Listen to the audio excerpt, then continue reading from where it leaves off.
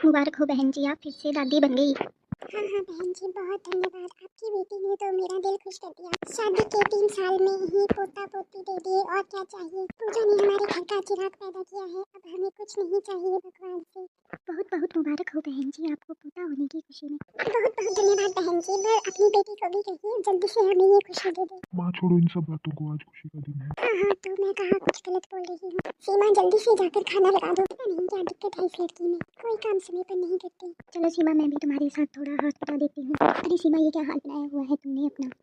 मायके में तो तुम कैसे सज धज के रहती थी, घर में इतना बड़ा फंक्शन लगा है और तुम इतने सादे साधारण कपड़ों में। क्या करूँ माँ, सुबह से समय ही नहीं मिला अपने लिए, अपने लोगों का खाना बनाने में पूरा दिन लग गया। तो दामाद जी को कहकर कोई काम वाली लगा लेती। कहा था माँ, मगर छोड़ो ये सब बातें, तुम बाहर जाके बैठो, मैं तुम सभी के लिए खाना लाती हूँ। मैं कब से कह रही हूँ तुझे एक बच्चा कर ले, तो परिवार में थोड़ी इज्जत बढ़ जाती है। अगर मेरे बस में होता तो अब तक मैं एक बच्चा कर लेती, अगर भगवान ने नहीं देना तो मैं क्या ही करूँ। चलो ये सब बातें, चलो खाना खाओ। बहन जी, छोटी बहू की कोई गुड न्यूज़ नहीं है। पता नहीं क्या ही प्रॉब्लम है, मुझे तो लगता है ये पहले से ही कोई नुक्स छुपा रही है, तभी तो माँ बाप ने इतनी जल्दी शादी कर दी। अरे अरे बहन जी, ऐसी कोई बात नहीं है, ये तो भगवान के हाथ में है। जब भगवान इसकी गोद भरना चाहेगा तब उसे बच्चा दे देगा।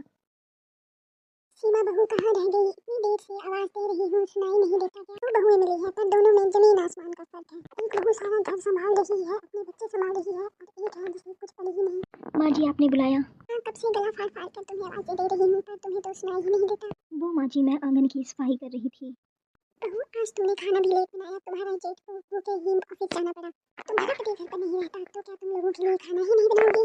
माँ जी, आज मैं उठने में थोड़ा लेट हो गई थी, तब तक जेठ जी जा चुके थे।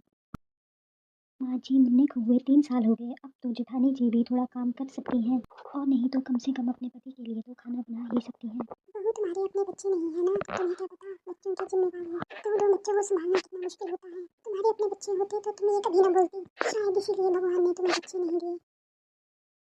इसीलिए माँ जी, मैं आपको कब से कह रही हूँ कि मुझे हॉस्पिटल जाके अपना चेकअप करवाने दीजिए। हाँ, वहाँ पर जाके मेरे बेटे की कमाई बर्बाद कर देगी। अरे ये हॉस्पिटल बात ले तो ऐसे ही झूठे वादे देकर लोगों का पैसा रखते हैं। तेरे मन में दूसरों के बच्चों के लिए इतनी नफरत है